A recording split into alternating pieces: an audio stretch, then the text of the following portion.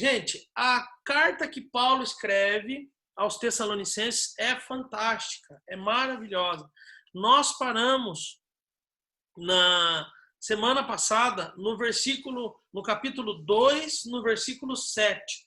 Se você tiver com a tua Bíblia aí, abra a tua Bíblia aí, tá? E vamos ler junto comigo o capítulo, primeira carta de Paulo aos Tessalonicenses, capítulo 2, versículo 7. Amém? Quando você achar o texto aí, dá um tchau para mim, para eu saber que você achou o texto aí, para a gente poder ler. 1 Tessalonicenses 2, 7. Amém? Todo mundo achou? Quem achou, dá um tchauzinho aí, beleza? Ok. 1 Tessalonicenses 2, 7. Amém? Então a Jerusa vai ler para nós aqui 1 Tessalonicenses 2, 7. Embora, como apóstolos de Cristo, pudéssemos ter sido um peso, fomos bondosos quando estávamos entre vocês, como uma mãe que cuida dos próprios filhos. Olha só, vamos lá. Lembra do contexto, né? Paulo passa por Tessalônica, fica 3 semanas em Tessalônica, na sequência a perseguição aumenta, ele precisa mudar de cidade, ele acaba indo para Bereia, junto com Timóteo e com Silas. Só que esse trabalho que ele faz em Tessalônica é um trabalho que dá muito resultado. É um trabalho onde o cristianismo cresce, o evangelho cresce, muitas pessoas aceitam Jesus e o movimento ganha corpo. Ele, depois de um tempo, ele envia uma carta aos Tessalonicenses para saber como a situação estava.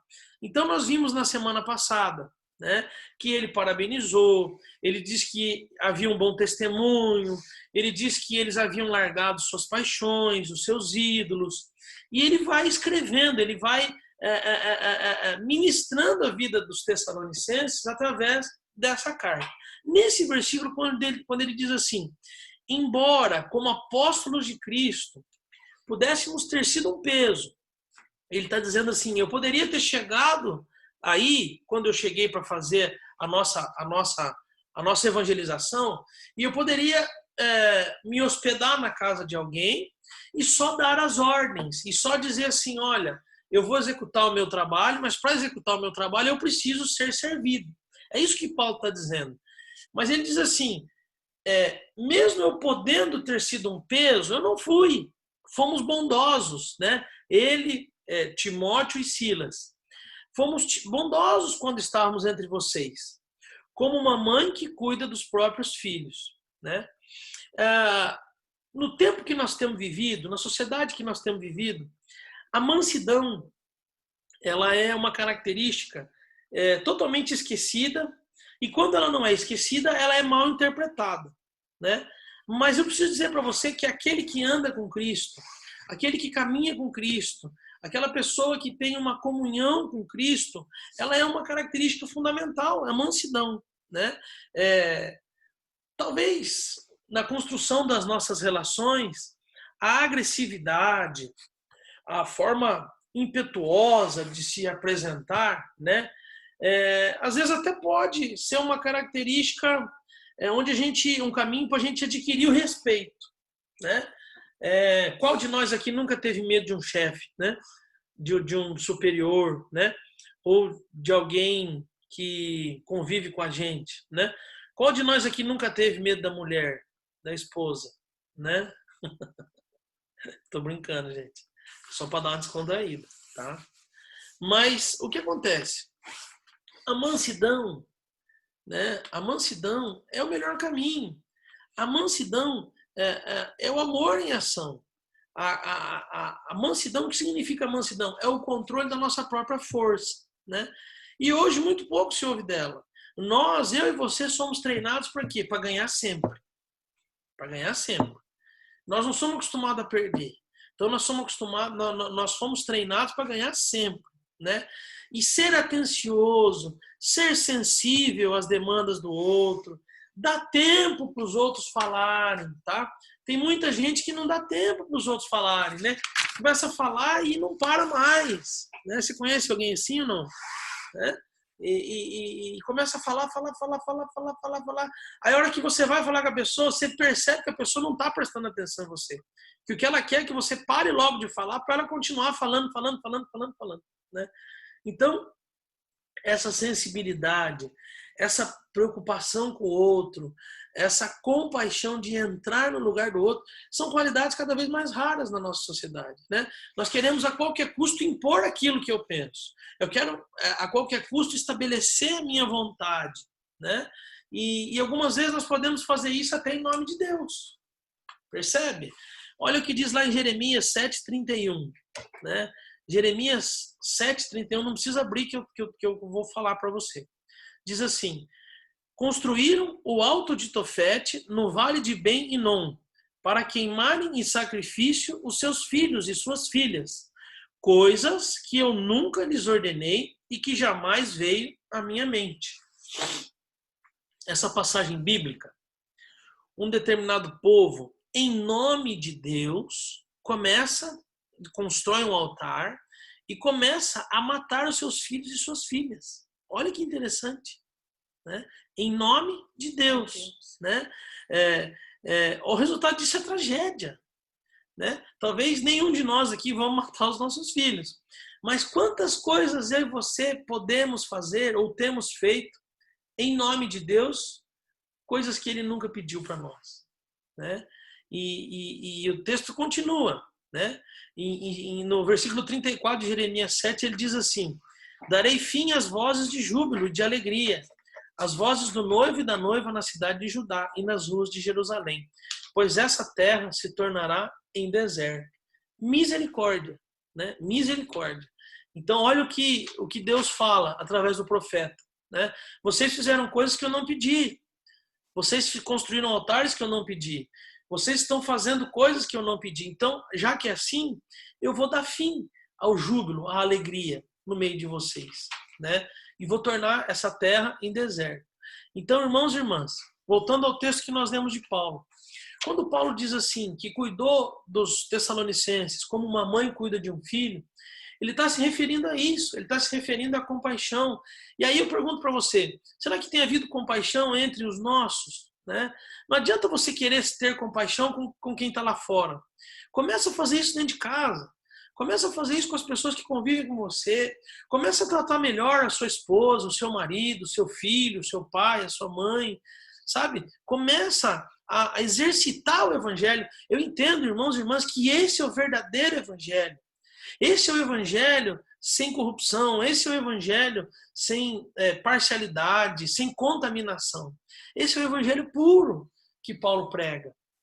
Então, nesse versículo 7 fica muito claro isso. Paulo diz assim, olha, eu poderia reivindicar algo de vocês, eu poderia cobrar algo de vocês, eu poderia sentar na minha função de apóstolo e determinar que vocês fizessem a correria, mas eu não fiz isso, eu tratei vocês de forma respeitosa, eu tratei vocês de forma a ter compaixão com vocês, como uma mãe cuida de um filho, né? E será que, irmãos e irmãs, trazendo isso para a nossa vida, será que nós temos tratado os nossos queridos assim? Será que nós temos tratado o nosso cônjuge assim? Será que nós temos tratado os nossos pais assim? Será que nós temos tratado o nosso chefe, as autoridades que Deus pôs sobre a nossa vida? Porque, veja, se Deus colocou uma autoridade sobre a minha vida, eu entendo que vem dele. Eu entendo que honrar essa autoridade é agradar o coração de Deus, sabe? Por isso que até a Lu estava contando que ela vai ter que voltar a trabalhar. Não sei se vocês observaram, mas eu falei assim, que a Lu tem que encontrar uma forma, né, de tentar sensibilizar a chefe dela. Por quê? Porque, veja, irmãos e irmãs, nós, como povo de Deus, nós temos que estabelecer a paz, nós temos que ser pacificador, sabe? É lógico, o reino de Deus é conquistado por esforço, por luta, tudo bem, isso é uma outra coisa. Mas naquilo que depende de mim, aquilo que depende de você, nós devemos estabelecer a paz, né? E Paulo faz exatamente isso. Paulo, quando ele manda essa carta, ele diz assim, olha, eu cheguei aí para estar com vocês, e eu poderia ter feito um movimento de insurgência, eu poderia ter feito um movimento de protesto, eu poderia usar da violência, mas eu não fiz nada disso. Eu tratei vocês como uma mãe cuida de um filho.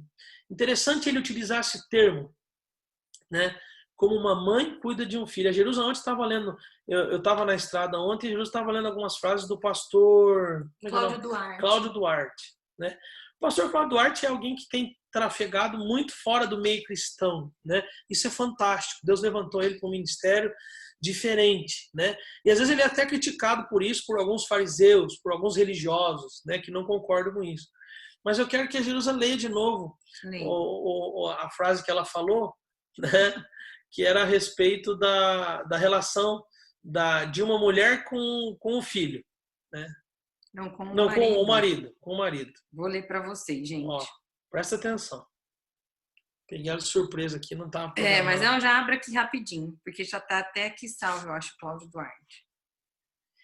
Foi 2 frases que ele postou esses dias que ele leu e que me chamaram muita atenção. A primeira é essa aqui, ó. Muitos abandonam o casamento alegando que o amor acabou. Quando a gasolina do seu carro acaba, você abandona ou abastece novamente? É, isso aí. E aquela outra, você quer que eu leia? A outra, que fala que essa mulher é a mãe... Ah, é. Essa aqui, ó. Não era essa, viu? Essa que ela leu não estava no script. Eu não queria que ela lesse essa, mas tudo bem. Já que ela leu, tá tudo certo. Não, agora que eu entendi que você quer aquela da mãe. Tá aqui nesse cantinho aqui, ó. Peraí, deixa eu voltar aqui. 1 segundo, gente, que eu já acho. Quando ela acha ali, essa frase que ela tá procurando diz basicamente isso, né? Uma mulher perdoa sempre, uma mulher dá sempre razão, né? Essa mulher não é a esposa, essa mulher é a mãe, né? Então, eu tive a oportunidade de fazer um trabalho na cadeia já. E vou dizer para você, a gente atendia as mães... Achei. Agora espera um pouquinho. A gente atendia as mães e as mães davam muita misericórdia das mães, porque aquelas mães, independente do que o filho tinha feito, né? Elas estavam ali, elas estavam levando ali um chocolate, um docinho. Então, o amor de mãe, ele deve ser incondicional, né? Hoje, nos dias de hoje, a gente encontra uma mãe ou outra rejeitando, mas de uma forma geral, uma mãe, né, saudável, ela tem uma preocupação com o seu filho, né? E Paulo utiliza essa comparação, essa analogia. Ele fala assim, olha, cuidamos de vocês como uma mãe cuida do seu filho. Pode ler. Uma boa mulher permanece ao lado de um homem, mesmo que ele minta, traia e engane. Essa mulher é a mãe dele, não a sua esposa. Né? Então, é uma realidade, né? Uma mãe, ela continua amando o filho, independente do que ele faça, né? Então, no verso 8, olha na tua Bíblia aí. Olha o que ele escreve. Depois que ele fala essa questão, né, de não ter sido peso, de ter cuidado daquele povo como uma mãe cuida de um filho, ele escreve assim no verso 8. Sentindo assim tanta afeição por vocês, decidimos dar-lhes não somente o evangelho de Deus, mas também a nossa própria vida, porque vocês se tornaram muito amados por nós. Olha que interessante, irmãos e irmãs, né? Quando ele diz aqui, sentindo assim tanta afeição por vocês, né? Quando a gente estuda a tradução dessa palavra utilizada, né, no grego, afeição, essa palavra no grego, afeição, ela é hieromai, né? Hieromai. E o que é esse hieromai? Esse hieromai é ansiar por, desejar muito.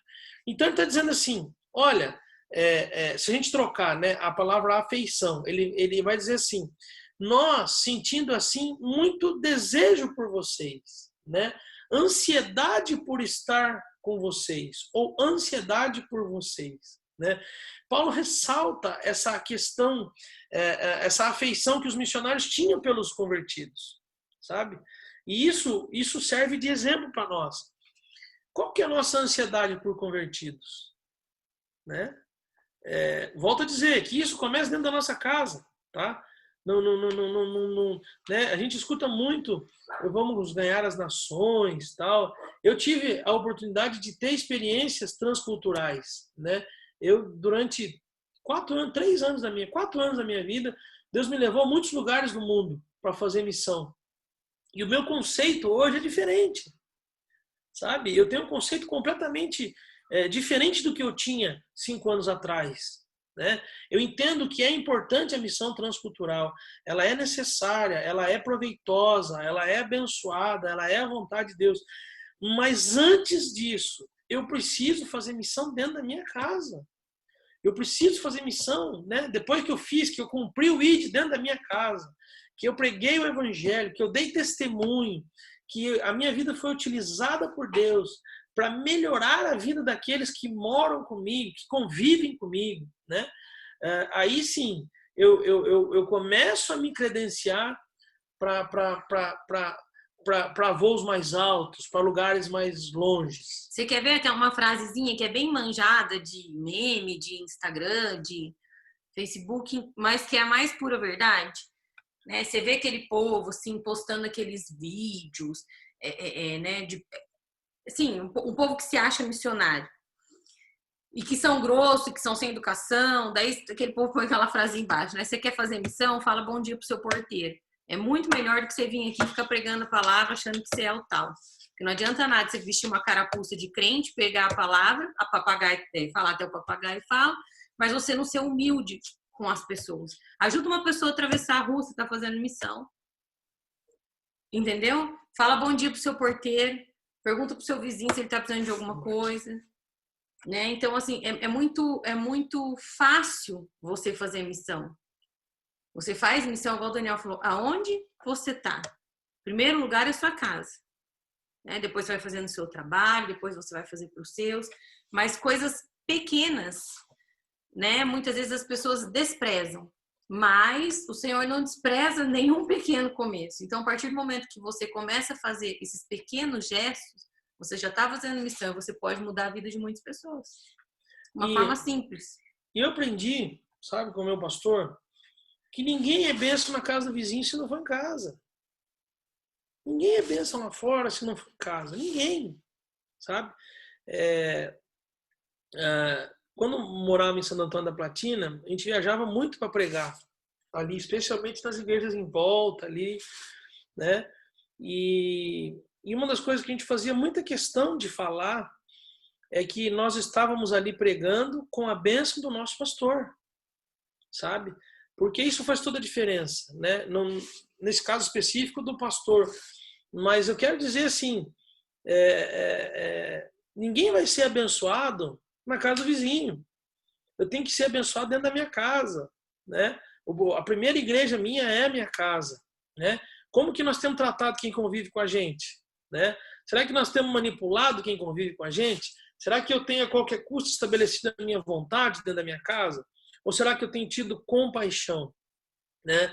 Esse versículo 8 de Paulo, ele ressalta essa questão do amor. Né? Ele olha para a vida do outro e imagina tudo mudando. Né? Aí eu convido você, olha para a vida do teu filho e imagina tudo mudando. Olha para a vida da tua esposa e imagina tudo mudando. Olha para a vida do seu pai, da sua mãe, do seu irmão e imagina tudo mudando. É esse olhar que está no coração de Paulo. É esse olhar que é a essência da missão. É você olhar para o outro e imaginar o evangelho entrando, imaginar as transformações. Mas isso geralmente tem que acontecer onde a gente está. Sabe? É lógico, existe... eu não estou dizendo aqui, irmãos e irmãs, pelo amor de Deus, que não é importante fazer missão. É importante fazer missão. E eu posso compartilhar com vocês essa experiência que tive, né? Num passado curto, né? Deus me levou a muitos lugares do mundo, muitos lugares mesmo. E hoje eu entendo que a dedicação maior tem que ser local. Tem que ser local por quê? Porque existe muita coisa para fazer aqui, né? Eu não estou dizendo que não tem que fazer lá, mas o que eu estou dizendo é que eu não posso fazer lá sem fazer aqui. É isso. Entendeu? Eu não estou dizendo que você não tem que ir visitar o seu vizinho. né? E pregar o evangelho para o seu vizinho. Mas eu estou dizendo que você, antes disso, você tem que fazer isso dentro da tua casa. Você tem que falar isso, que tratar as pessoas, né? Que pregar, que nós temos que ganhar as pessoas por Jesus que estão com nós, né? É muito mais difícil. Muito mais difícil. Por quê? Porque essas pessoas nos conhecem. Essas pessoas conhecem as nossas falhas, os nossos defeitos.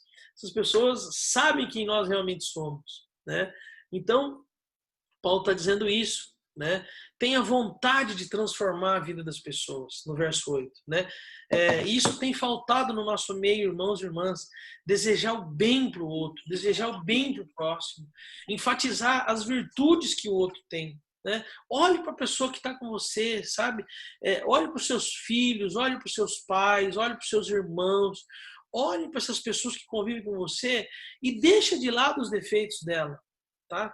Esquece um pouquinho os defeitos dela. Talvez você está sendo muito duro com essas pessoas, sabe? Comece a enxergar as qualidades, sabe? Nós temos uma predisposição de ser sem educação com quem convive com a gente, de ser grosseiro com quem convive com a gente, de não ter paciência com quem convive com a gente, e sai lá fora todo sorridente, todo educado, chega no trabalho, nossa, é manso, é querido, é abençoado, é prestativo, quando na verdade os de casa estão perecendo.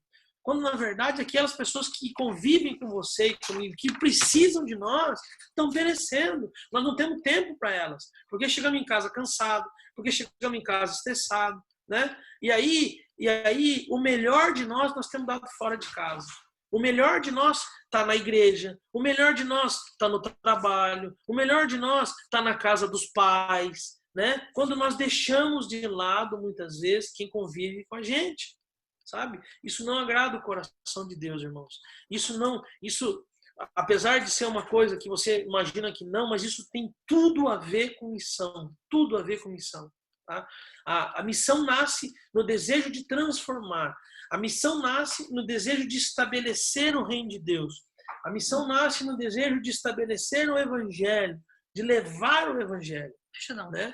Então, assim, não existe esse negócio de tratar os outros bem e os de casa mal. Tá? Isso é mau testemunho. Tá? E, além de tudo, você vai fazer os seus tropeçarem. Tá? Além de tudo, você vai fazer os seus desacorçoarem com o caminho do evangelho. Isso não é bom. Tá? A Jerusa quer fazer uma intervenção. Não, muitos ainda não ouviram o nosso testemunho e não, né, mas vão ter oportunidade de ouvir. Mas isso que o Daniel falou me chamou muita atenção no sentido assim de cuidar primeiro dos seus. Muitas vezes, antes da gente conhecer Jesus, isso, né, enfim, lá atrás, se o Daniel tinha uma bênção para compartilhar, se ele tinha uma situação para tratar, não era tratado comigo primeiro. E depois que a gente aprendeu que o tratar aqui, né, entre marido, esposa, filhos é prioridade, Deus mudou muita coisa na nossa vida. Então, você cuidar dos seus, estar com os seus, né, e trazer as coisas para os seus é muito importante. Então, quando você coloca a sua família como prioridade na sua vida, né, quando você coloca a sua casa, né, claro, se você é casada, sua esposa, seus filhos, se você não é casado, mas quem está ali à sua volta, os seus pais, né, seus irmãos, vocês vão ver como mudam as coisas. Porque aquilo que o Daniel falou, muitas vezes, né, você sai para a rua e você está conversando e você está rindo, e ali dentro da sua casa você não fala um bom dia, você não serve um café, você não pergunta para a pessoa como ela está bem. Eu pego no pé do Daniel, porque tem dia que eu tô brava, né? Ele fala assim, nossa, que cara feia. Pra que faz essa cara feia? Eu falo pra ele assim, não fala assim, pergunta pra mim assim, o que aconteceu? Você tá bem? Não precisa falar assim, ai, que cara feia. Porque ele sabe que se eu tô com aquela cara, porque eu tô, né, brava com alguma coisa. Então, assim, mude o tratamento com quem tá perto de você. Pra você ver como vai ser diferente, como as coisas acontecem. Né? Não veste a carapuça do bom crente da porta para fora. Seja o bom crente dentro da sua casa. Né? Edifique os seus. É igual aquela história que a gente escuta quando o filho vai dormir na casa, né? Batida também, mas aqui é mais pura verdade. que o filho vai dormir na casa do amiguinho que me fala assim, nossa, como ele se comportou, que menino educado, tirou o prato, tirou o copo. Então, assim, não tire o prato e o copo na casa dos outros. Tira na sua casa. Ajuda os seus. Aqui tem dia que eles ficam uma semana sem ajudar, mas também depois ajuda. Mas eu digo assim, né? Como é gratificante quando a pessoa vai lá, tira o seu prato, põe. Então não faça bonito para os outros. Né? Um exemplo, eu não vou andar de mão dada com o que vocês enxergam eu e o Daniel, eu sou muito de toque, é a minha linguagem de amor. Então, quem está acompanhando a gente ali na igreja, nos bastidores do culto, pode ver que sempre eu chego, dou um cheiro no Daniel, dou um beijo, a hora que ele desce, volta. Isso sou eu. Mas eu não sou com ele assim na igreja, eu sou com ele aqui dentro da minha casa. É um pouquinho mais bravo aqui, mas... Não sou. Mas assim, né? Entenda? Então, assim, não tenha... Cuide dos seus, entendeu? Cuide dos seus. E não mude a maneira, você, né? Trate os seus e todas as pessoas da mesma forma em todos os lugares. É isso que eu quero dizer. Entendeu? Você não precisa se esconder, sabe? Seja você. Seja verdadeiro, né? E tudo que você for fazer, faça como se você estivesse fazendo para Deus e não para homens. Eu tô indo fazer uma coisa, mas fulano vai estar lá, ciclano vai estar lá, mas você tá indo fazer para quem? Para o fulano ou para Deus? Né? Essas pequenas mudanças na vida da gente mudam muita coisa lá para frente. Eu tô lendo um livro que o Davi ganhou de um pastor, amigo meu, e eu conversando com esse pastor, ele estava falando a respeito desse livro, e eu peguei esse livro do Davi. Né? O livro o autor é Bob alguma coisa. Bob, aqui, que eu pego? É Bob alguma coisa. Mas ele é muito interessante esse livro. Tá? Eu tô no comecinho dele, acho que eu já li 20 ou 30 páginas, e ele fala o seguinte. Ele é um manual para nos ensinar a voltar ao lugar secreto. Né? Aqui, eu vou até mostrar para vocês aqui, porque coisa boa não tem que falar. Ó, Segredos do Lugar Secreto, Bob Sorge. Ó, esse livro aqui. Segredos do Lugar Secreto. Tá? Gente, é muito bom, porque ele nos ajuda, ele é um manualzinho para a gente voltar a ter comunhão com Deus. Mas você vai falar assim para mim, pastor, você não tem comunhão com Deus? Claro que a gente tem comunhão com Deus. Só que nós vamos, essa relação nossa com Deus, ela vai ficando mais a nossa cara do que a cara de Deus.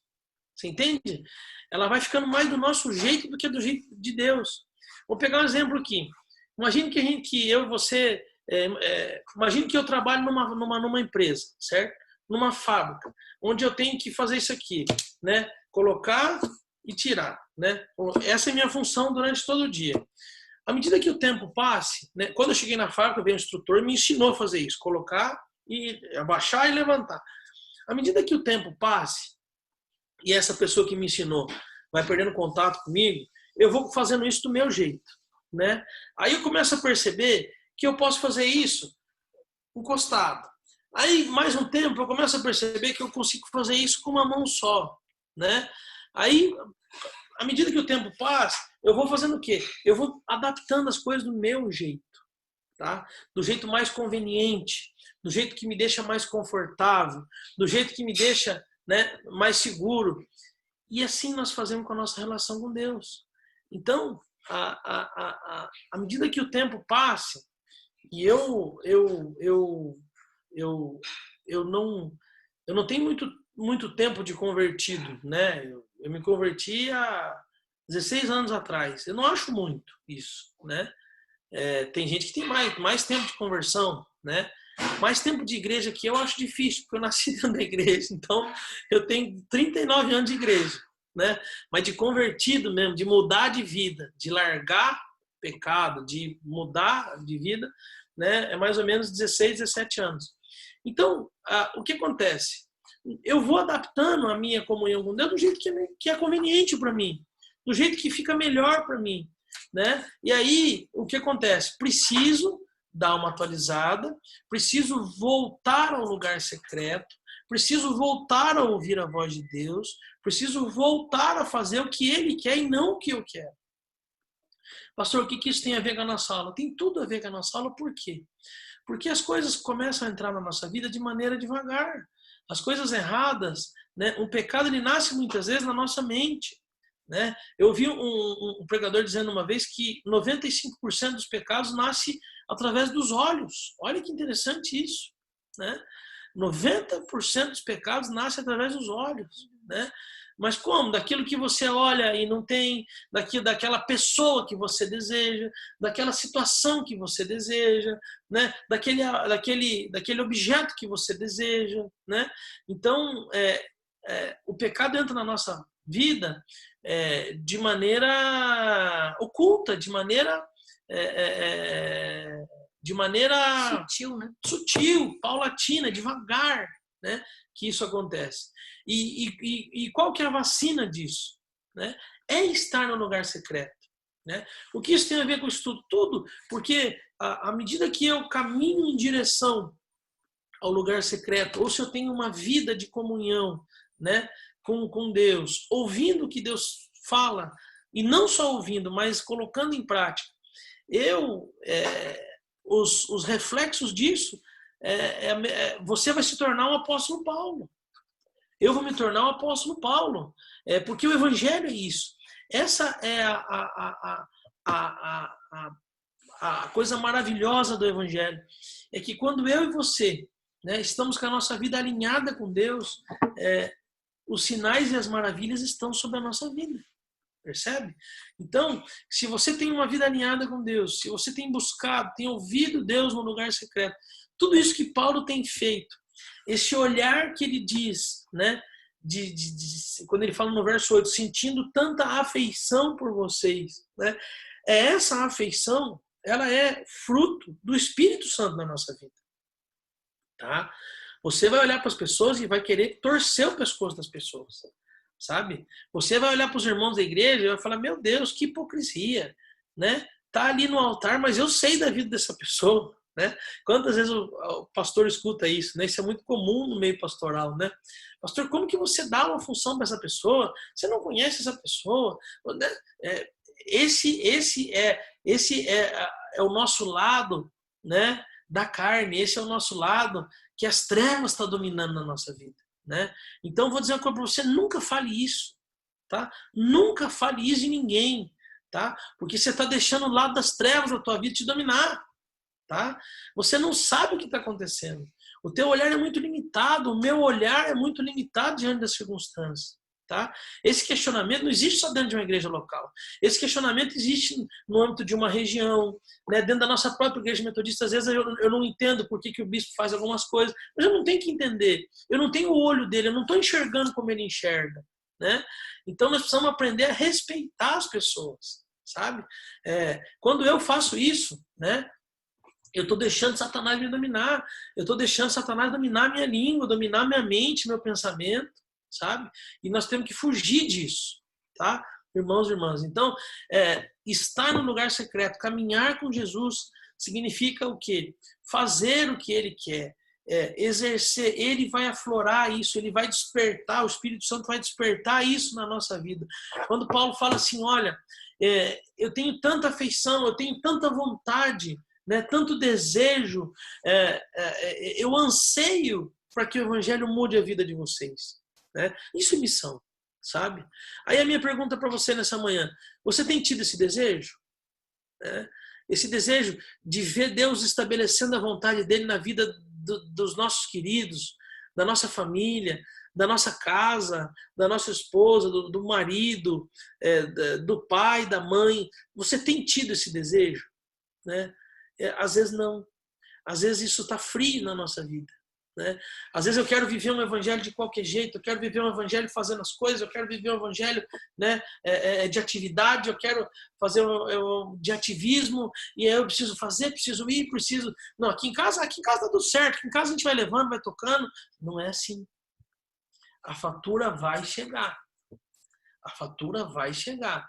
E todo o tempo que você não gastou com a sua esposa, todo o tempo que não foi gasto com o marido, todo o tempo que não foi gasto com o filho, com a mãe, com o pai, isso vai ser cobrado de nós. Porque nós temos que cuidar dos nossos, nós temos que cuidar em primeiro lugar da nossa casa, irmãos e irmãs, sabe? Infelizmente, a gente tem visto cada coisa, sabe? No meio que eu vivo, eu tenho visto cada coisa absurda. Eu tenho visto filhos de pastores, eu tenho visto filhos de líderes, filhos, né, de pessoas que são bênção no caminho, na expansão do evangelho, mas eu tenho visto filhos perdidos, sabe? E isso é resultado do quê? Né? A culpa não é dos pais de forma integral, mas será que as coisas não poderiam ter sido diferentes? Né? Será que nós não poderíamos ter mudado o rumo das situações? É aquilo que eu disse, muita coisa depende de nós, muita coisa depende de você, muita coisa depende de mim. Né? Aquilo que depende de nós, Deus não vai fazer. Aquilo que depende de você, Deus não vai fazer. Irmãos e irmãs, Deus não vai entrar aqui em casa agora, vai pegar a panela de pressão, vai colocar o feijão dentro da panela de pressão, vai fechar a panela de pressão, vai acender o fogão e cozinhar o feijão. Deus não vai fazer isso. Ele pode? Claro que ele pode. Né? Com o estalar de dedos, ele pode deixar o feijão pronto. Mas isso é coisa nossa, isso é coisa do homem. Né? Amar os nossos é coisa nossa, é obrigação sua e minha. Cuidar dos nossos é obrigação sua e minha. Ter o desejo de transformação na vida dos outros, isso chama-se missão. É coisa nossa, é função nossa. Né? Mas como que eu vou ajudar o outro se eu não consigo estabelecer o reino nem dentro da minha casa? Se eu não consigo encontrar um ponto de equilíbrio nem no meu casamento ou no meu relacionamento com o pai e com o filho. Né? Percebe? Então, consertar as coisas dá trabalho. Sabe? Você ter uma vida com Deus dá trabalho. Você ter uma comunhão com Deus dá trabalho. Você dar bom testemunho dá trabalho. Não é algo simples. É isso que Paulo está dizendo. Paulo tinha um ministério consolidado. Paulo era alguém que vivia o que ele falava. Paulo era alguém que era a mesma pessoa em casa, na rua, no trabalho, na missão. Paulo não mudava na tortura, né? Paulo em todo momento continuava sendo o mesmo. Por quê? Porque ele andava, ele conhecia o lugar secreto. Ele ouvia o que Deus dizia para ele. E quando eu e você vivemos dessa forma, irmãos e irmãs, o resultado é positivo, não tem jeito. Ainda que você não queira, os sinais estarão sobre a sua vida. Pessoas se transformarão através da sua vida. Querendo você ou não, isso não é algo que depende de você ou de mim. Isso é algo que nasce no céu, vem do céu para a nossa vida. Sabe? Então, se isso não está acontecendo, se você não tem feito diferença onde você está, se eu não tenho feito diferença onde eu estou, se as pessoas que convivem comigo não têm se aproximado de Deus, é porque algo está errado na minha caminhada. É porque eu preciso consertar. É porque eu não estou ouvindo o que Deus tem dito, ou eu não estou colocando em prática o que Deus tem falado comigo. É isso que Paulo está dizendo. Paulo está dizendo assim, o nosso esforço deve ser em estar perto de Deus, porque todo o resto vai acontecer. Você entende? Você não tem que se esforçar pelas coisas, você tem que se esforçar para estar com Deus. Porque quem ouve a voz de Deus não permanece o mesmo. Quem quem visita o lugar secreto todos os dias, não continua sendo o mesmo. Quem ouve a voz de Deus tem a sua vida transformada, tem o cenário transformado onde vive. Então, Paulo está dizendo isso. Nós vamos encerrar no verso 8. Hoje nós conseguimos ver 2 versículos só, que foi o 2.7 e o 2.8. Mas eu gosto muito dessa ideia de mergulhar no versículo, porque a gente acaba aprendendo, a gente acaba vendo as coisas com um olhar diferente. Né? E isso é o que fica para a nossa vida. Né? Tudo isso que a gente ouve, talvez amanhã você já esqueceu tudo. Né? Talvez aquilo que eu falei, amanhã eu já esqueci tudo. Mas tem uma questão muito importante. Isso passou pela nossa mente. E o Espírito Santo ele só traz de volta aquilo que passou pela nossa mente. Ele não traz à nossa mente aquilo que nós não vimos. Isso não existe. Tá? Então, isso passou pela nossa mente, pelo nosso coração. Então, no momento de pôr isso em prática, O Espírito Santo vai trazer o teu coração, vai trazer o meu coração, vai trazer a tua mente e vai trazer a nossa mente. Mas para a gente, resumindo, para a gente encerrar esse tempo nosso de agora de manhã, nós vimos 2 versículos, né? Onde o primeiro, Paulo diz o quê? Paulo afirma que na condição de apóstolo ele poderia reivindicar as coisas, mas ele não reivindica, né? Então, primeiro aprendizado, onde aí você está, você pode reivindicar. Na minha condição de pai aqui, eu posso deitar no sofá, erguer a mão e falar assim, Ana Laura, me traz um copo de água gelada, né? Eu faço isso às vezes, mas eu faço isso por amor, tá? Eu jamais impus a autoridade no sentido de dizer assim, você é obrigada a trazer um copo de água para mim porque eu sou o dono dessa casa. Isso não existe, né? O certo é eu levantar, né, e ir buscar a água. Ou o certo é ela perceber que eu estou com sede e trazer voluntariamente. Isso eu respeito. Essa é a autoridade conquistada por respeito, não por força e nem por violência. Paulo nos ensina isso, tá? Para você colher um fruto, para você receber a honra, né, é necessária a humildade. A humildade precede a honra. Isso está no Antigo Testamento e Paulo está dizendo isso no Novo. A humildade precede a honra, tá? No dia que você tiver que bater com a mão numa mesa e invocar a tua autoridade, meu irmão, minha irmã, guarde isso. Você já perdeu ela faz tempo, tá? No dia que você tiver que invocar a tua autoridade, você já perdeu ela faz tempo. Manter a autoridade, isso, dar manutenção à autoridade, isso é somente para os nobres, tá? E sem humildade é impossível fazer isso. Tá? Então Paulo está nos ensinando isso. Paulo está dizendo assim no verso 7. Embora apóstolo, eu poderia reivindicar, mas eu não estou reivindicando, eu estou servindo vocês. Eu não estou sendo peso para vocês. Eu estou sendo bondoso, eu estou cuidando de vocês como uma mãe cuida de um filho. Olha que interessante.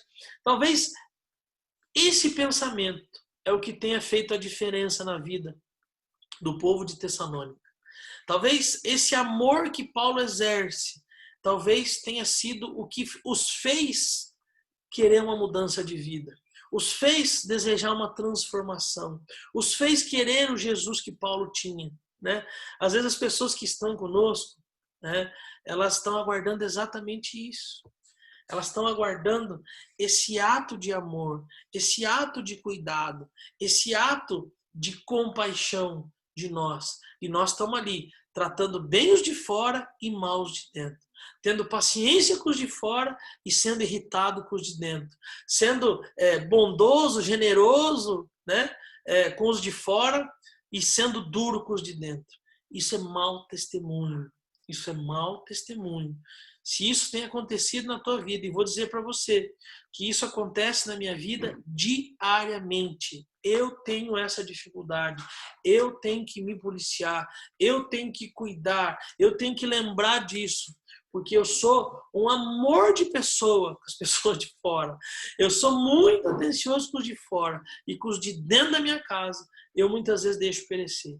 Então, eu peço misericórdia a Deus e peço que Deus traga a minha mente e me mostre todo momento que isso estiver acontecendo na minha vida, porque eu preciso mudar diariamente. Diariamente eu preciso me converter, diariamente eu preciso transformar a minha vida para poder dar bom testemunho, para poder ter o que Paulo tinha, para poder viver no lugar secreto junto com Deus.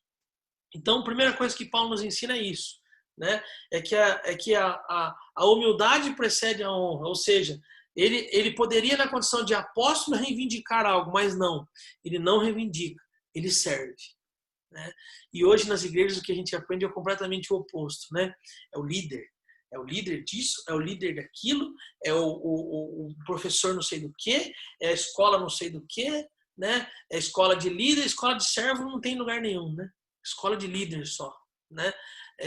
Eu odeio essa palavra, tá? Escola de líder. Eu repudio essa palavra, porque ela não faz parte do evangelho, ela não está na Bíblia, em lugar nenhum da Bíblia, né? Eu tenho alguns colegas que utilizam, respeito, mas onde eu estiver, não vai existir nada disso, tá? O que nós precisamos é aprender a ser servo. O que nós precisamos ter nas nossas igrejas é a escola de servo, não é a escola de líderes. Líder já está sobrando. O que está faltando é gente para servir o outro. O que está faltando é gente, né, para oferecer algo ao outro e não ensinar. Né?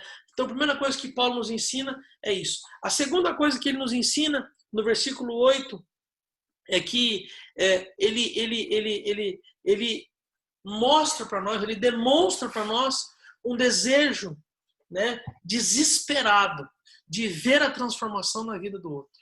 Então, o que Paulo deseja é muito forte. Ele quer ver o reino estabelecido na vida da outra pessoa. E isso nos faz aprender, certo? Que nós temos que ter esse desejo também, né? Você tem que ter, sabe aquela pessoa que te persegue? Sabe aquela pessoa que te maltrata? Sabe aquela pessoa que fala mal de você? Sabe aquela pessoa que fala coisas terríveis a teu respeito, né? Isso pode ser em casa, isso pode ser no trabalho, né? Porém, é mais comum dentro da família, né? Sempre tem um familiar que não gosta da gente, né? Você tem algum familiar que não gosta de você? Ai, não, pastor, lá em casa, lá na nossa família é tudo crente. Conversa para boi dormir, né? Tem alguém que não gosta de você, sim. Tem alguém que não gosta de mim, sim, né? E esse é o mundo real, esse é o mundo real que nós vivemos, né? O mundo ideal seria aquele onde todo mundo amasse todo mundo, coraçãozinho, né, para todo mundo, tal. Mas isso, né, infelizmente não existe, tá? Isso é só depois que Jesus voltar para nos levar para morar com ele. Aí lá no céu sim vai ser só coraçãozinho para todo lado, né? Alegria em todo tempo. Então, sabe essa pessoa que te persegue? Sabe essa pessoa que falou coisas terríveis a teu respeito? Sabe? Talvez seja até um pai, uma mãe, um irmão, um primo, um tio, né? Não sei, uma ex-namorada, um ex-namorado, enfim, né? Tem que haver no teu coração e no meu coração um desejo desesperado que o evangelho alcance a vida dessa pessoa. Isso é missão, tá? Isso é viver o evangelho. Isso é fazer o que Paulo fez com os Tessalonicenses. Paulo não conhecia aquele povo. Paulo não tinha vínculo nenhum com aquele povo. Ele chega naquela cidade, fica 3 semanas e ele está tão alinhado com Deus, ele está tão alinhado com Jesus, que o coração dele fica desesperado. Ele não pensa em mais nada, a não ser ver aquelas vidas sendo transformadas. Tá? Então, irmãos e irmãs, esses 2 pequenos versículos que nós lemos, eu acredito que tem um poder fantástico de transformação na nossa vida. Tá? Eu espero ter contribuído para que coisas mudem na tua vida, coisas na minha vida vão mudar a partir disso, tá? Você não tenha dúvida que, em primeiro lugar, isso passa por mim, isso passa pela minha vida, isso passa pelos meus relacionamentos, isso passa pela minha conduta, pela minha postura diante da minha casa, diante da minha igreja, diante do meu trabalho, diante das pessoas que me cercam, tá? Mas, assim, esse é o verdadeiro evangelho. Esse é o evangelho puro e simples, tá? O evangelho é puro e é simples, tá? Quem complica o evangelho somos nós. Tem muitos complicadores do evangelho aí pregando um evangelho mentiroso, um evangelho barato, um evangelho que tem uma graça barata que nós temos que repudiar, tá? Então guarde esses 2 ensinamentos nessa manhã. O primeiro é que a humildade precede a honra.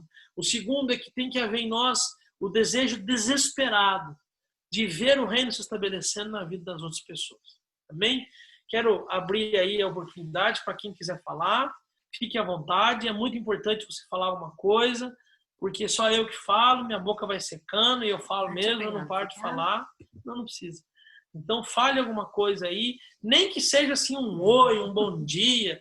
Ou então fala assim, não gostei nada disso, pastor. Isso aí, ó, eu já estou no nível, eu já fiz a escola de líderes, eu já sou um líder, já, né? Fale qualquer coisa, mas fale, tá bom? Eita. Ô, pastor, eu vou falar. Então fala.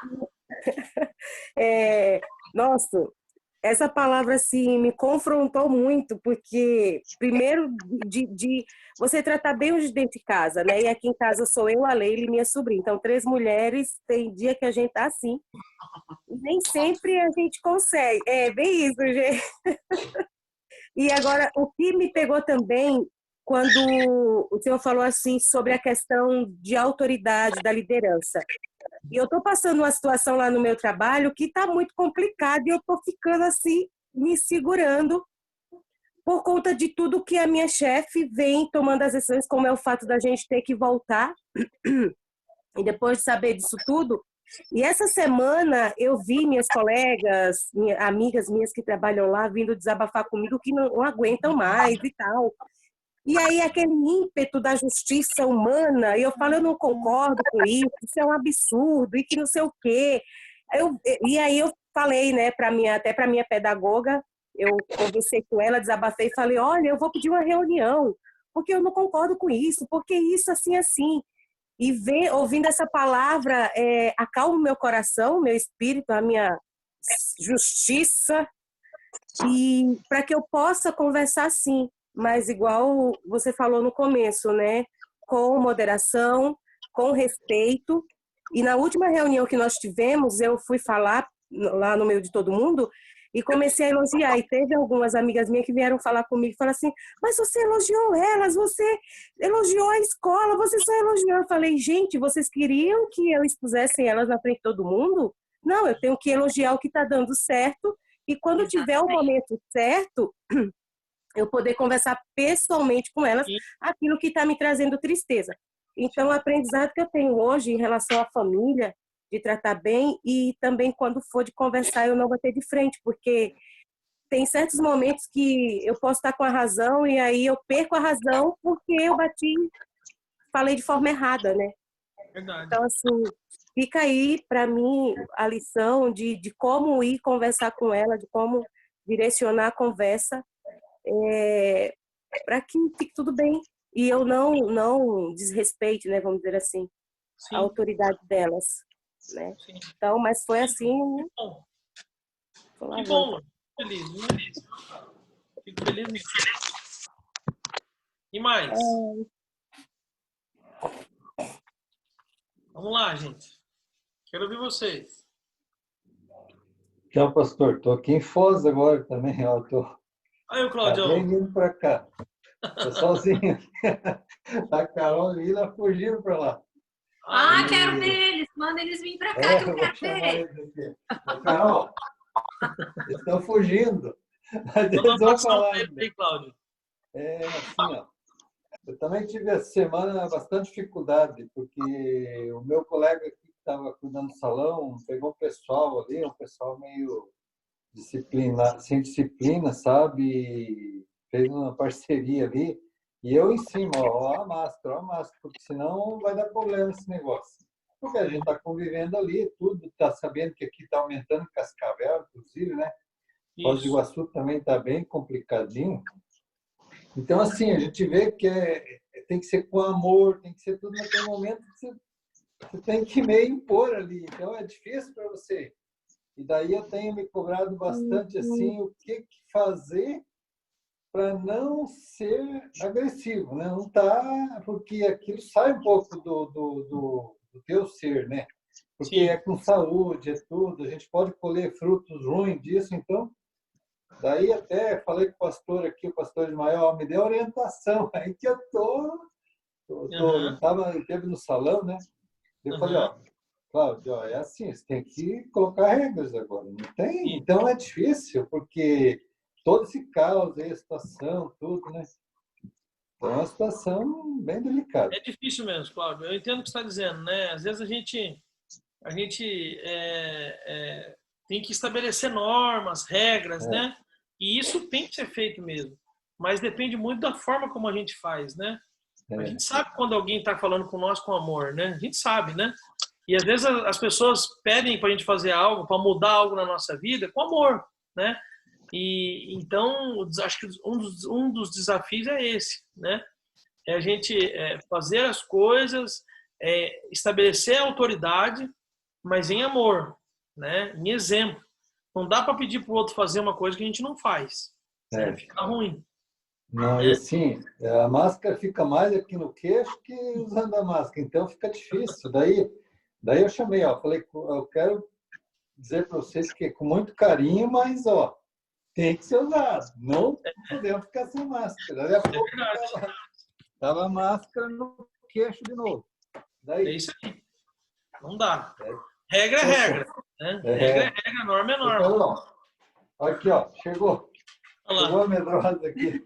Oi, tudo Oi, Carol, tudo bem? Oi. Gente, essa é a Carol, lá de Foz. Caminhava Que com a gente lá, saudade! era o William. Nós estamos bem, Carol, com saudade de Que você. bom! Ai, que bom que vocês estão Muita bem. saudade. Tava muito saudade de vocês, meu Deus. Muito bom ver vocês, viu? Muito bom ver Dá um vocês. beijão no William, todo mundo aí. Pode Deixa eu deixar, passar vamos por dar que nós sim. vamos aí visitar vocês. Em nome de Jesus. Amém, amém. Te aguarda. Muito Valeu. bom. Muito bom, Cláudio. Muito bom, Carol. Dá um abração no William aí, viu? Pode deixar. Vocês estão Que fugindo, mais, mas gente? elas estão, Carol. Ah, tá. O que mais, gente? Vamos lá. O que mais? Mais nada? Tudo certo? O falar no amor, como a Lu falou, como o Cláudio falou, eu vejo que é um exercício que a gente tem que praticar.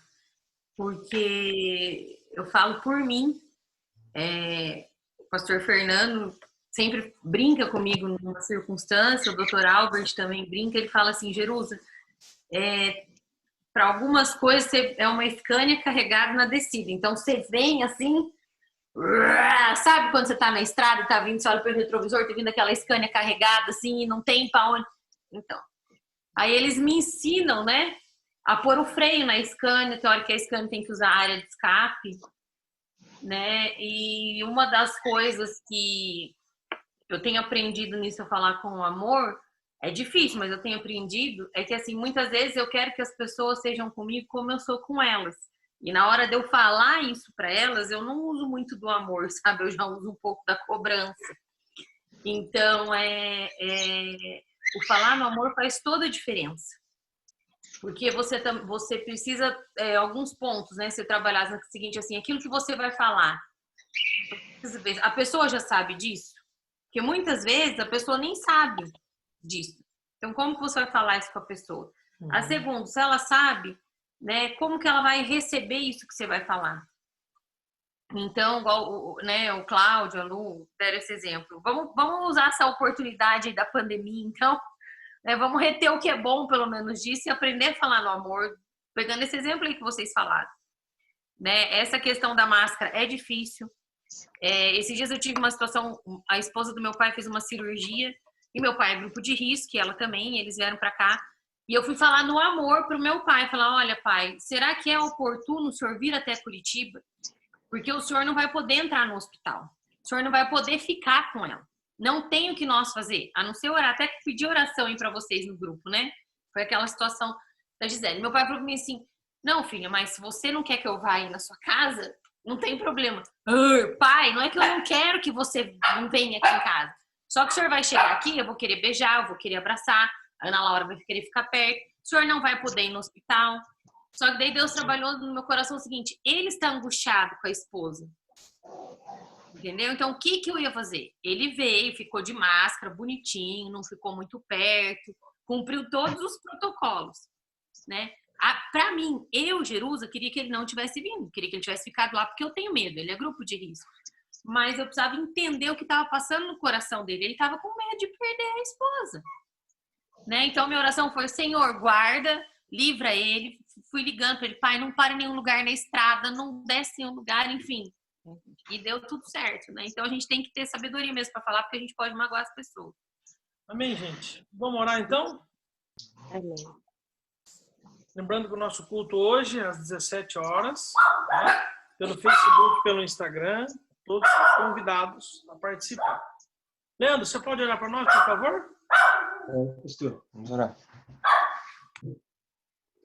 Bondoso Deus, amado Pai, queremos agradecer ao Senhor, Pai, por Tua graça, por Teu amor, por Tua misericórdia nos alcançar mais esse dia. E, Pai, agradecer ao Senhor, Pai, pela Tua palavra estar transformando a nossa vida. Realmente, Pai, nós precisamos ser conforme o Senhor deseja, Pai. Que o Teu Espírito Santo, tão somente o Teu Espírito Santo, ministre essa palavra em nosso coração. O Senhor quebrantou o nosso coração nesta manhã. Então, nós estamos totalmente abertos a vivenciar o melhor do Senhor. Nos ensina todos os dias, Pai, nos arrependermos das nossas falhas, nos convertermos genuinamente ao Teu Espírito Santo e à Tua boa vontade. E assim viver o melhor que o Senhor tem para as nossas vidas e para todos aqueles que nos rodeiam, Pai. Amém. Nos abençoe nesse domingo, nos abençoe nesse começo de semana, continue com as Tuas mãos estendidas sobre nós e que às 17 horas estaremos novamente reunidos, Pai, para recebermos mais um tanto da porção do Teu Espírito Santo e cultuar o Senhor sobre as nossas vidas. Te agradecemos e te louvamos na autoridade do nome de Jesus. Amém, Amém. amém. Irmãos e Amém. irmãs, até às 17 horas.